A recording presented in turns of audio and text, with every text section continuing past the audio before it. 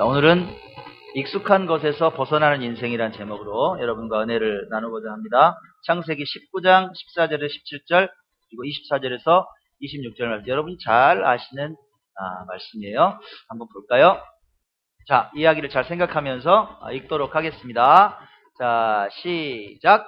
롯이 나가서 그 딸들과 결혼할 사위들에게 말하여 이르기를, 여호와께서 이 성을 멸하실 터이니 너희는 일어나 이곳에서 떠나라 하되, 그의 사위들은 농담으로 여겼더라. 동틀 때에 천사가 롯을 재촉하여 이르되, 일어나 여기 있는 내 아내와 두 딸을 이끌어내라. 이 성의 죄악 중에 함께 멸망할까 하노라. 그러나 롯이 지체하매 그 사람들이 롯의 손과 그 아내의 손과 두 딸의 손을 잡아 인도하여 성 밖에 두니 여호와께서 그에게 자비를 더하심이었더라. 그 사람들이 그들을 밖으로 이끌어낸 후에 이르되, 도망하여 생명을 보존하라.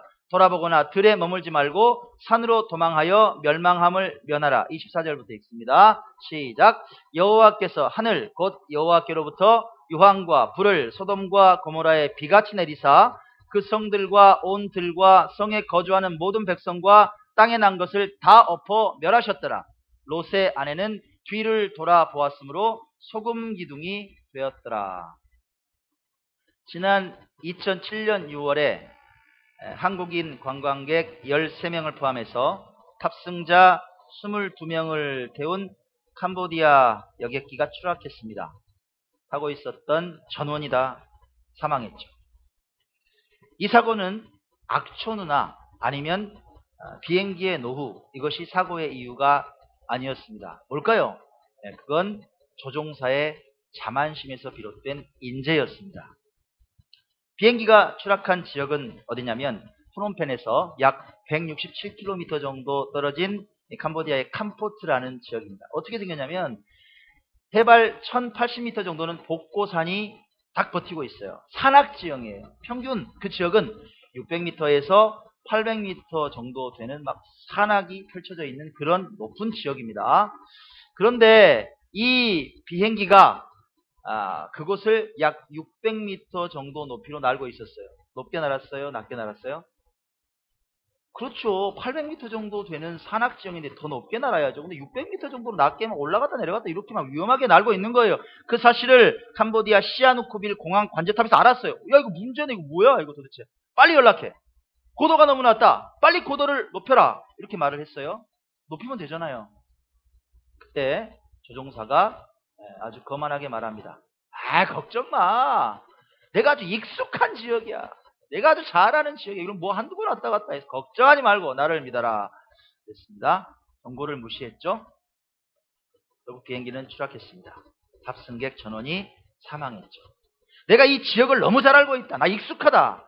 비행기에 대해서는 나한테 묻지 마. 내가 더 잘 안다. 일종의 교만한 마음이 죽음을 불렀습니다. 오늘 본문에서 만나는 롯의 사위들이 마치 이 조종사의 모습 같다 이 말이에요. 창세기 19장 14절의 기록입니다. 롯이 나가서 그 딸들과 결혼할 사위들에게 말하여 이르기를, 여호와께서 이 성을 멸하실 터이니 너희는 일어나 이곳에서 떠나라 하되, 그의 사위들은 뭘로 여겨요? 농담. 장난하시네. 왜 그러세요? 죄악이 가득한 도시를 불과 유황으로 심판할 거야. 하나님께서 내일 이 성읍을 멸망시키겠다고 말씀하셨어. 빨리 떠나야 돼. 그 말을 농담으로 여겼다. 하나님의 경고 그런 건 없어. 내 삶에. 내가 어릴 때부터 여기서 자랐어요. 아버님 왜 그러세요? 하늘 좀 보세요. 별이 이렇게 초롱초롱 별이 떠 있는데 이런 날은요, 그 다음 날은 맑아요. 무슨 불하고 유황이에요. 농담하십니까? 절대 그런 일 없어요. 저 내일 약속이 얼마나 많은데요. 그런 소리만 농담처럼 여겼다. 그들은 그렇게 익숙한 땅, 내가 잘 알고 있다고 생각한 땅, 어릴 때부터 자란 땅, 소돔에서 한 줌 재로 변합니다. 반면에 경고를 새겨 듣고 새로운 땅, 작은 성읍, 소알로 피신한 롯과 두 딸은 심판 중에 구원을 받는 기적을 만나죠. 명확하게 인생이 갈립니다. 어떤 차이가 있을까? 기적을 만나는 크리스천 13번째 시간입니다. 제목을 한번 우리 같이 읽읍시다. 시작! 익숙한 것에서 벗어나는 인생. 오늘 설교를 통해서 우리 삶에 주시는 삶 속의 기적의 원리를 깨닫게 되기 바랍니다. 오늘 본문을 통해서 만나는 첫 번째 교훈입니다. 첫 번째 교훈. 우린요, 내가 익숙해져 있는 것은 어떤 것인지 점검해 볼 필요가 있습니다. 이 기적을 만나려면 꼭 점검해 봐야 돼요. 자, 긴박한 경고를 농담처럼 받아들이고 비웃어버린 사람들이 누구예요? 사위들. 그들이 선택한 땅은 어디예요? 성 밖이에요? 소돔이에요? 그들이 선택한 땅은 소돔 땅이었단 말이에요. 내가 살고 있었던 땅. 자, 그 땅은 어떤 땅이냐? 소돔은 어떤 땅이냐? 원래 성경을 보면 창세기에 아브라함과 롯이 같이 동거했죠. 같이 양들을 키우고 염소를 키우고 목축했단 말이에요. 가축을 막 잘 키웠어요. 막 양들이 불어나요. 종들도 많습니다. 목자들도 많아요. 그러다 보니까 어떤 일이 생겨요? 가축이 너무 불어나니까 싸워요. 아이, 양을 몰고 목초지에 갔는데 먹고 있네 먼저. 롯의 목자들이 가니까 아브라함 목자들이 먼저 먹이고 있는 거예요. 아이, 우리 좀 먹이려고 그랬는데 좀 비켜. 무슨 소리야, 우리도 방금 왔어. 또 물을 좀 먹으려고 또 어디로 가니까 거기에 또 싸워. 좀 비켜. 못 비켜. 우리 양들도 먹어야 돼. 맨날 싸운단 말이에요. 그 소식을 듣고 아브라함이 말해요. 봐봐, 우리가 싸우면 되겠느냐? 우리 갈라서자. 땅을 좀 달리 살아보자. 자, 롯아, 네가 우하면 내가 좌할 거야. 아브라함이 그래요. 네가 좌해? 나 우할 거야. 내가 먼저 선택하네. 네가 먼저 선택해. 그러니까 이 롯이 선택한 땅이 바로 소돔이었다. 창세기에서 그걸 이렇게 기록합니다. 창세기 13장 10절 같이 읽습니다. 시작. 롯이 눈을 들어 요단 지역을 바라본즉 소알까지 온 땅에 물이 넉넉하니 여호와께서 소돔과 고모라를 멸하시기 전이었으므로 여호와의 동산 같고 애굽 땅과 같았더라. 야, 딱 바라보니까 기가 막힌 땅이네. 볼 것도 없어. 물이 넉넉한 거예요. 애굽 땅 같았다. 이 말이 무슨 말이냐면, 여러분, 세계 어때요? 여러 가지 문명 중에 이집트 문명이 있습니다. 이집트 문명을 말할 때 어떻게 표현하냐? 나일강의 선물이라 그래요. 나일강의 선물. 왜 그러냐? 나일강이 범람하거든. 막 범람하면 어때요?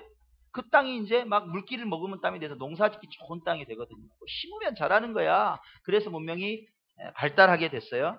마치 그 애굽 땅처럼 소돔이 그렇게 보였다는 거예요. 요단강이 가까워요. 목초지도 넓어요. 짐승들 먹이도 많아. 표현을 하니까 여호와의 동산 같다. 얼마나 좋게 보였으면 에덴 동산 같이 보였단 말이에요. 내가 저기만 가면 어떤 땅이다? 끝났네. 나 이제 부자 되고 잘 살 거야. 가축도 막 기하급수적으로 늘어날 거야. 판단했다. 마치 살기 좋은 여건이 종합 세트처럼 모여있는 곳이 바로 소돔이었다. 그렇죠? 자, 그럼 여러분께 묻습니다. 세상적인 조건이 잘 갖춰졌어요? 부족해요? 잘 갖춰진 땅이죠? 그럼 이곳이 선한 것이 가득한 땅이 됐을까요? 아주 선한 일이 가득한 땅이 됐을까요?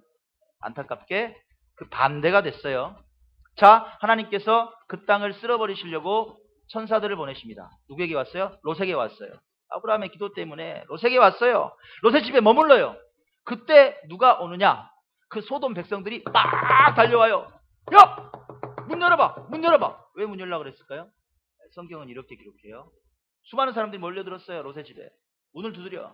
롯을 부르고 나와봐! 그에게 이르되, 야! 오늘 밤에 말이야, 너희 집 온 사람들 있지? 야, 나 처음 보는데 잘생겼더라. 야, 빨리 데려와. 데려와. 우리가 그들을 상관하리라. 이상하죠, 말이? 여러분, 뭔 말이에요? 상관하리라? 우리나라에서 번역할 때 아주 직접적인 단어는 어떻게 좀 정제해서 썼어요. 영어 성경에는 뭘로 되어 있을까요? 섹스예요, 여러분.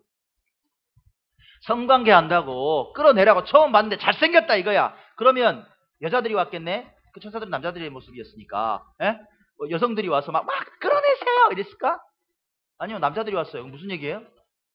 동성연애 하겠다는 얘기예요, 여러분. 동성연애 할 테니까 끌어내라고.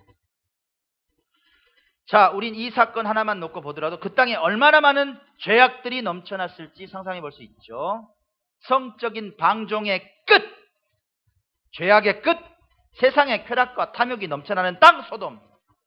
술이 없었을까요? 넘쳐났을까요? 맨날 부어라 마셔라. 도박이 없었을까? 야, 배 돌려. 음란한 것 방금 봤잖아요. 영적인 타락, 우상 숭배, 물질 숭배 없었을까요? 돈이면 다 해결되었던 곳이 바로 소돔이었다. 세상적인 모든 조건은 너무너무 좋았는데 세상에 온갖 악이 자라던 땅이 소돔이었다. 여러분 어떤 나라가 생각나요? 예? 어. 우리나라 예전에 동방예의지구죠. 동방의 작은 나라. 그런데 정말 예의가 바른 사람들이 모여있는 곳. 예절도 바르고 어때요? 착한 사람들이 모여있는 땅. 순박한 사람들이 모여 사는 땅. 사랑이 넘치는 땅. 그 땅이 대한민국이었다. 조선 땅이었다 이 말이에요. 지금도 그래요 여러분? 지금은 동성애 축제가 시청 광장에서 열려요. 서울시청 광장에서 옷 다 벗고 팬티 한 장 걸치고 돌아다닌다고. 어? 대구에서 부산에서 다 열려요 여러분. 헌법 수정에 대해서 얘기하자고 있습니다. 87년도에 만들었으니까 이거 수정해야 된다. 좋아요. 수정하자 이 말이에요. 근데 문제는 뭐냐? 양성평등의 나라가 대한민국입니다. 양성평등은 뭐예요? 남성과 여성이 평등하게 지위를 갖고 있다. 이렇게 양성평등의 지위를 헌법에 보장했는데 여기서 양자를 빼자네. 양자를 빼면 무슨 평등이 돼요? 성평등. 그 성평등은 남성, 여성, 제3의 성을 포함하는 거예요. 호모나 게이들 다 괜찮다 이 말이에요. 다 받아주고 그런 거 나쁘다고 교육하면 붙잡아가는 나라가 된다. 이미 미국과 영국은 그렇게 됐어요. 웃기는 일입니다. 기가 막힐 일이에요. 여러분 잘 아시지만 우리나라의 물질 숭배 문화는 어떻습니까? 예. 아파트, 자동차, 가방, 옷, 명품 이걸 갖고 있느냐 갖고 있지 않느냐가 인격을 대신해요. 갖고 다니면 좀 그럴듯한 사람처럼 보여요. 다들 그렇게 봐요. 네. 뭘 갖고 있느냐? 어린아이 뭐 따질 거 없어요. 여러분 모텔이 넘쳐납니다. 그 모텔은 원래 숙박업소잖아요. 지친 여행객이 잠시 쉬어가는 곳입니까? 아니면 집 가까운 불륜남녀가 쉬어가는 곳입니까? 알잖아요. 아무렇지도 않아요. 수요일날 이찬수 목사님이 뭐 얘기하셨던 것처럼 그냥 보고 보니까 에펠탑이 효과야. 아무렇지도 않아. 그러지 뭐 세상이. 우리 그렇게 살아요. 세계에서 제일 빠르다는 5G 인터넷이 터졌어요. 초등학생들도 다 스마트폰을 가져요. 세계인이 부러워합니다. 정말 대단한 나라다. 그 대단한 환경에서 제일 빠르게 펼쳐져 가는 게 뭐예요? 네. 물어볼까요? 우리 여기 뒤에 있는 병일 친구들한테 뭐가 제일 빠르게 펼쳐나가요? 네. 저녁 내내 애들이 보고 돌아다녀요. 코피가 터지는지도 모르고 보고 돌아다녀요. 야동 보느라고 정신이 없어요. 뭐 검색 좀만 하면 다 나와. 동원이가 웃네. 네. 자, 여러분께 묻습니다. 이런 문화에 빠져 살아가는 사람들이 많아요. 단호하게 거부하고 나는 싫어. 불편하고 가진 것 없지만 나는 깨끗하게 살 거야 하는 사람이 많아요. 어떤 쪽에? 예, 안타깝지만 전자란 말이에요. 자, 그러면 우리가 이 타락한 문화 속에 살았던 소돔 땅에 살았던 롯의 사위들의 그 마음이 이해되지 않냐 이 말이에요. 마치 요즘 살아가는 현대인들의 마음 아니에요? 그들에게 소돔 땅은 멋진 놀이터예요. 너무너무 좋은 땅. 아이고 생각만 해도 내일 그냥 얼른 해가 밝았으면 좋겠어. 떠나기 싫은 곳이 그 땅이 너무 좋아. 먹을 것 있지, 입을 것 있지, 즐길 것 있지. 막 사방팔방 돌아다니면서 먹고 마시고 부어라 마셔라. 너무너무 좋은 땅이에요. 부족할 게 하나도 없어. 난 통장에 돈도 많아. 쌓아놓은 것도 많아. 가축도 많아. 불편한 게 하나도 없어요. 나는 어린 시절부터 쭉 자랐어. 그 땅에서. 그죠? 너무너무 익숙해요. 에? 너무 좋아. 어색하지 않아요. 지금 살아가는 환경을 죄라고 생각해 본 적이 별로 없어요. 당연한 거야. 그 롯의 사위들은 그 땅에서 쭉 자랐어요. 나 잘 먹고 잘 살려고. 아니 장인어른 나 결혼하려고 당신 딸들하고 약혼까지 한 거 아닙니까? 이 땅을 갑자기 떠나라는 게 무슨 얘기예요? 농담하지 마세요. 그 땅을 떠날 마음이 요만큼도 없단 말이에요. 요만큼도 없어요. 소돔의 생활은 너무너무 익숙한 생활이다. 그렇죠? 여러분께 묻습니다. 그러면 여러분에게 너무나 익숙한 세상 지향적 삶은 없어요? 생각해 보시라 그 말이에요. 소돔의 문화를 닮아있는 내 생활이 혹시 없냐? 분명히 생각해 보시라 이 말. 그냥 이대로 대충 살았으면 좋겠어. 일주일에 한번 주일 예배 올 때는 좀 다른 모습이지만 그냥 세상에 살 때는 그냥 그대로 그냥 살았으면 좋겠어요. 갑작스럽게 변화를 주기 싫어. 이거는 안 돼요 하나님. 이런 거 없어요? 만약 여러분에게 하나님께 천사를 보내셨어요. 천사가 온 거야. 롯의 집에 온 것처럼. 그래서 여러분에게 단도직입적으로 말합니다. 세상 지형적인 삶을 끝내. 그렇지 않으면 망해. 너 죽어. 이렇게 말하는 거예요. 지금껏 누리고 있던 모든 것 다 내려놓고 하나님을 향해서 돌아서 똑바로 살아. 이렇게 말한다면 여러분 그 길 선택할 수 있어요? 여러분의 지금 모든 삶 내려놓고 하나님께서 가라고 하신 삶을 선택할 수 있느냐? 그거 물어보세요. 어려운 얘기죠. 저 말하고 있죠. 어려운 얘기란 말이에요. 하지만 여러분 우리 꼭 기억할 게 있어요. 뭘 기억해요? 익숙한 소돔 문화에 붙잡혀서 그대로 있었던 롯의 사위들은 죽었다. 거기서 멸망했다. 한 점 죄로 변했다. 그거 잊지 말아요. 자, 엊그제 제가 이제 신문 보는데 중앙일보에 안타까운 기사 하나를 봤어요. 눈에 밟혀요. 사건 사고 이런 얘기는 아닌데 참 그 인터뷰한 내용이 너무 가슴에 와 닿는 거예요. 여기가 어디냐면 서울 성북구 하월곡동입니다. 여기가 성매매 직결지 이렇게 돼 있죠. 어디예요? 유명한 데예요. 리아리 텍사스 서울. 유명한 사창가 있죠. 리아리 텍사스. 아주 예전에는 뭐 정말 대단했던 곳입니다. 지금은 이 성범죄와의 전쟁을 선포하고 많이 쇠락했죠. 하지만 지금도 몇백 명이 모여서 아직까지 삶을 그렇게 살아가고 있단 말이에요. 즉 기자가 찾아갔어요. 여러 사람과 인터뷰를 하는데 39 먹은 여 종업원, 율랑여죠. 저 종업원하고 인터뷰를 좀 한 거야. 여기 오신 지 얼마나 됐어요? 제가요 18살 때 왔으니까 20년이 넘었어요. 20년이 넘은 거예요. 그래요. 그러면요 혹시 다른 일 좀 해보실 생각은 없으셨어요? 일 말고 다른 인생을 살아갈 생각은 없으셨어요? 하고 물었습니다. 그녀가 이렇게 대답합니다. 왜 없겠어요? 지금도 매일 나가고 싶어요. 끊고 싶어요. 근데요 익숙한 게 이 일 뿐이에요. 다른 일 배우자니까 너무 어려워요. 당장 책임져야 될 가족도 있어요. 쉽지가 않아요. 내게 익숙한 일은 몸 파는 거라 이 말이에요. 이게 익숙함이 주는 악영향이다. 이해 가세요 여러분? 빤히 이렇게 살면 그 생활의 끝에 어둡고 아픈 인생의 열매가 열리는 거 알아요. 너무 잘 알아요. 너무 잘 아는데 어쩌지 못하고 매일매일 똑같이 살아. 어제하고 똑같은 오늘, 오늘하고 똑같은 내일, 일주일하고 똑같은 오늘, 열흘 전하고 똑같은 오늘, 1년 전하고 똑같은 오늘, 10년 전하고 전혀 변하지 않은 오늘을 살아가는 게 인간이다 이 말이에요. 하나도 안 변하고 그 습관 그대로 살더라. 재밌죠? 자 보세요. 흥미로운 게 있어요. 일반적인 세상의 삶에서도 이렇게 익숙한 걸 추구해요. 관성의 법칙처럼 계속 그냥 그렇게 살려 그래요. 변화를 거부해요. 인간의 습성 가운데 그게 있어요. 근데 재밌는 건 생각해 보는데 영적인 삶도 그렇다. 그 생각이 드네요. 너무 관성의 법칙이야. 그냥 그대로 살고 싶은 거예요. 익숙한 것들을 찾아요. 신앙생활에도 여전하더라. 일정한 패턴이 보이더라. 보세요. 한번 생각해 보세요. 예배의 태도가 같을까요? 달라요. 예배의 첫 찬양, 첫 소절에 은혜 받고 하나님의 임재를 강하게 느끼는 어떤 분도 있습니다. 근데 예배 중에 주보도 훑어보고 오늘은 누가 아프네? 안 나왔네? 어떤 사람들은 어때요? 스마트폰 열심히 봐요. 지금은 안 계신데 그런 분이 계시더라고. 집사님들 중에서 보여요 다. 스마트폰 보고 있더라고. 세상에 예배 드리는데. 나 깜짝 놀랐네. 매일 묵상하면서 삶이 말씀처럼 변하는 분도 있어요. 근데 묵상집이나 성경책은 일주일에 한 번 정도 보는 책 이렇게 가볍게 생각하는 분들도 있어요. 전혀 안 바뀌어요. 1년이 되고 2년이 되고 3년이 되고 10년이 되고 그대로 살더라고. 신앙생활은 오래됐는데 10년 20년 되면 뭐 기도할 줄 모르는데 10분 기도할 줄 모르는 거예요. 무릎을 못 꿇어 이렇게. 무슨 말 해야 될지를 몰라요. 근데 어떤 분들은 두 손만 잡으면 눈물부터 쏟아지는 거예요. 하나님께 들어주신다는 거 알아. 기적을 체험했어. 그렇게 살아가는 분들도 있습니다. 기도하는 게 너무 행복한 분들이 있어요.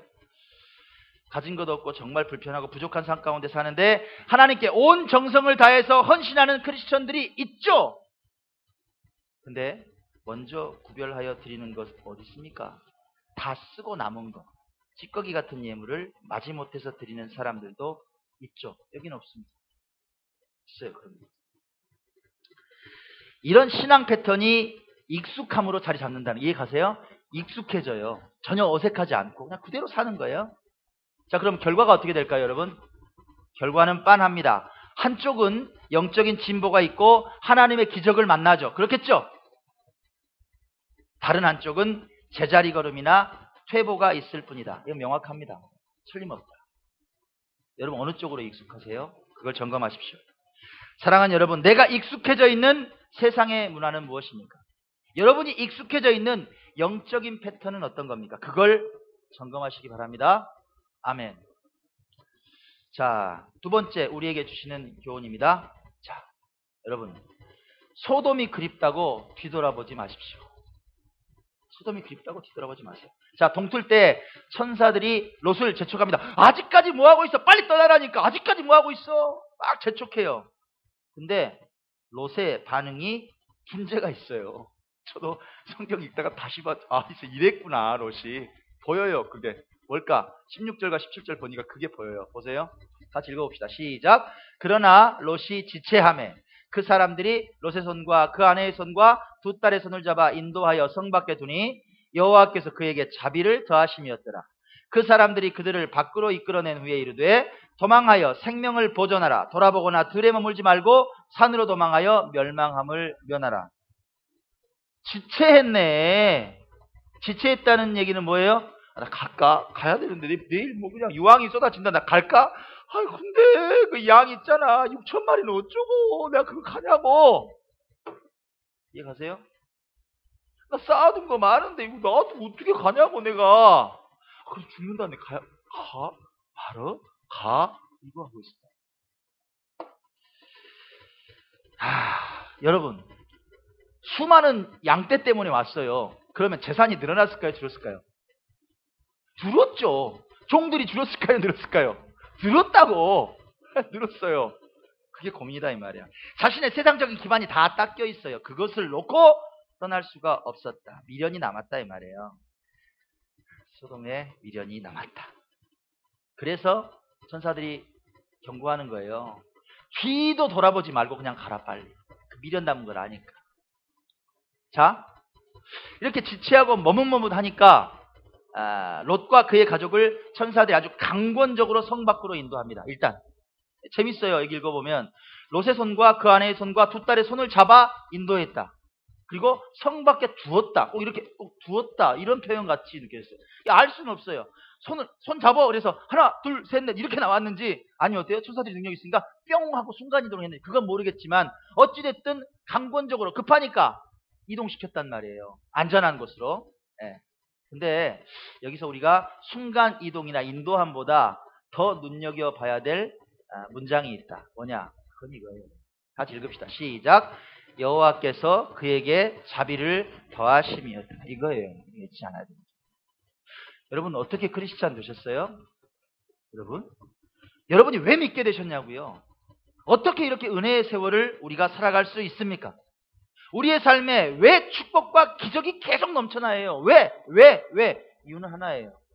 하나님께서 여러분에게 자비를 베푸셨기 때문에, 긍휼히 여기셨기 때문에, 여러분을 주목하셨기 때문에, 여러분을 선택하셨기 때문에 그거 말고는 없어요. 그걸 우린 은혜라고 합니다. 자격이 없어요. 우리가 뭐 자격 있어요? 여러분 착한 일에서 90점 땄어요? 아니요. 전 제 인생 생각하면 말도 안 되는 인생이에요. 요즘 가끔씩 뭐 불효했던 생각이 너무 나요. 사실 어머님 생각하고 이러면 가슴을 쳐요. 어떻게 나 같은 인생이 이렇게 목회자가 돼서 귀하게 살 수 있을까? 그게 뭐냐? 자격은 없지만 선택해 주신 하나님의 긍휼과 은혜다. 여러분도 마찬가지일걸요? 나는 모르지만 하나님은 아시는 여러분들의 과거가 있을 거예요. 정말 말도 안 되는 이야기들이 있을 거란 말이에요. 있거든요. 그거 다 사람마다. 또 있어요. 부끄러운 삶. 하나님께 선택하셨다. 은혜다. 긍휼이다. 롯에게도 자비를 베푸셨다. 그래서 성 밖으로 인도하셨다. 자, 롯의 가족은 도피하기 위해서 작은 성읍 소알로 가요. 그죠? 롯의 아내도 나왔어요. 같이 가는 거예요.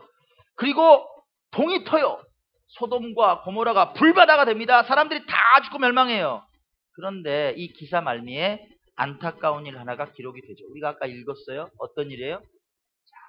같이 읽어봅시다. 시작. 롯의 아내는 뒤를 돌아보았으므로 소금 기둥이 되었다. 여러분 생각해 봅시다. 롯의 아내가 여기 롯도 소돔성을 떠날 때 뭐 했다? 지체했다. 갈까 말까 했단 말이에요. 그럼 롯의 아내는 어땠을까요? 물어볼 것도 말 것도 없죠. 롯이 그렇게 고민하는데 롯의 아내는 물어볼 것도 말 것도 없다. 내가 그동안 쌓아둔 거, 내가 셀 수도 없이 많은 가축, 이 좋은 집, 모아놓은 양식, 내 아름다운 옷, 내 장신구, 세상에 귀걸이, 발찌, 이거 다 놓고 내가 어떻게 가냐고. 날마다 만나서 수다 떨던 영철이 엄마, 철수 엄마, 내 가족, 내 이웃들이 이렇게 많은데 어떻게 그 사람들 놓고 가냐고. 내 부리던 종들, 갑돌이, 을돌이 다 얘들 놔두고 나는 가야 된다 이 말이에요. 가기 싫지. 가슴이 찢어졌을 것 같아요. 이 좋은 세상 것들을 놔두고 내가 어떻게 가느냐. 성 밖으로 1차적인 안전지대로 나왔어요. 미련이 남아요, 안 남아요? 계속 미련이 남는 거예요. 막 소알로 급하게 도망가죠. 막 숨이 차. 막 뛰면서. 소알로 숨을 헐떡이면서 막 뛰어가는데도 그 소돔에 대한 생각이 사무치고 머리 여기 막 발찌가 떠오르고 목걸이가 떠오르고 내 옷이 떠오르고 집이 떠오르고 맨날 떠올라. 그러니까 그 순간 잊어버렸다 이 말이에요. 천사가 뒤 돌아보지 마 하는 걸 잊어버렸다. 몰라요. 생각할 수도 있었겠죠? 생각할 수도 있었겠지만 한 번쯤 돌아본 도가 무슨 일이 있겠어. 나 한 번만 딱 볼래. 너무 보고 싶으니까 하고 뒤를 이렇게 돌아봤다 이 말이에요. 돌아보는 순간 어떻게 됐다? 죽었다. 여러분, 우리도요, 소돔 같은 세상에서 구원받았어요. 그렇죠. 여기가 세상이라면 안전한 땅으로 하나님께서 옮기셨다고. 그 땅이 어디예요? 교회예요. 그 땅이 어디예요? 예수라는 반석이에요. 여러분 삶이 안전지대로 왔다고요. 근데 우린 맨날 뒤돌아봐요. 옛날에 재밌었는데 예수 믿으니까 재미 하나도 없네. 뭐 좀 만사형통으로 팍팍팍 돼야 되는데 뭐 되는 일도 없고 이게 뭐야? 에? 특히 삶 속에서 내게 문제가 발생하거나 힘겨운 일이 딱 터지잖아요. 에이 진짜 나 필요 없어. 옛날 습관 그대로 주어라 마셔라 그냥 막 망가지는 사람들 얼마나 많은지 몰라요. 될 대로 되라. 어떤 사람들은 더 용감한 사람들이 있어요. 하루는 소돔 땅, 하루는 성박. 왔다 갔다 하고 사는 크리스찬들도 있어요. 참 안타깝죠. 영화 배너에서 그 상인이 나옵니다. 일더림이라고. 그 일더림이 전차 경주를 앞둔 주다 배너에게 이런 말을 합니다. 뒤돌아보지 말아라. 유다, 내 삶은 앞에 있어. 네 삶은 앞에 있어. 뒤돌아보지 마. 맞아요, 여러분. 싫든 좋든 우리가 가야 될 길은 우리 앞에 있는 거지 뒤에 있는 게 아니라 이 말이에요. 여러분께 부탁합니다. 천국을 향해 가다가 귤에 멈춰서지 마요. 뒤돌아보지 마요. 제발. 세상 온갖 것들이 그립다고 막 아이고 이거 하지 말라고 뒤돌아보지 말라 이 말이에요. 전진하셔라. 한 걸음을 가도 좋으니까 전진해라. 멈춰서지 말고. 기적은 어디에 있을까요? 여러분 기억해. 우리가 걷는 믿음의 길 앞에 있단 말이에요. 기적은 앞에 있다. 뒤돌아보지 말고 주님을 향한 푯대를 향해서 나아가는 자에게 기적이 온다. 사도 바울의 고백이 여러분의 고백이 됐으면 좋겠어요. 이렇게 고백합니다. 형제들아, 나는 아직 내가 잡은 줄로 여기지 아니하고 오직 한 일, 즉 뒤에 있는 것은 잊어버리고 앞에 있는 것을 잡으려고 푯대를 향하여 그리스도 예수 안에서 하나님이 위에서 부르신 부름의 상을 위하여 달려가노라. 나는 상이 있다는 걸 알아. 예수께서 내게 주신 상이 있어. 푯대가 있어. 나는 그 길을 향해서 갈 거야. 나 예전에는 예수의 핍박자로 살았어. 나 근데 그거 다 잊어버렸어. 옛날에 과거는 정말 더러웠어. 잊어버렸어. 나는 앞만 보고 가. 그렇게 사시라고 여러분. 과거에 붙잡혀 있지 말고 앞을 보고 살아가세요. 아멘. 결론을 맺습니다. 의사결정 분야의 전문가인 민재영 교수가 있습니다. 이 민재영 교수가 생각을 경영하라라는 좋은 책을 썼어요. 거기에서 이런 말을 합니다. 우리가 참 새겨볼 만한 말이에요. 우리는 편하다는 이유로 늘 해오던 방식대로 판단할 때가 많다. 그러한 익숙함이 종종 우리를 함정에 빠뜨린다. 후회 없는 판단을 하려면 익숙한 것, 편한 것, 상식적이라고 믿는 것, 알고 있다고 확신하는 것과 결별해야 한다. 여러분 어떤 의미인지 이해 가세요? 여러분의 삶을 정체시키고 발전시키지 못하게 막는 익숙함은 어떤 거예요? 그거 생각하시라 이 말이에요. 하나님이 베푸시는 기적을 맛보지 못하게 막는, 신앙적으로 볼 때 정말 악성인 익숙함이 있을 거 아니에요. 그거 왜 그걸 못 끊냐 이 말이에요. 좀 바꿔라 제발. 그걸 좀 바꿔라. 10년 전이나 오늘이나 똑같은 그 악성적인 습관이 있으면 바꿔라. 익숙함에서 벗어나라.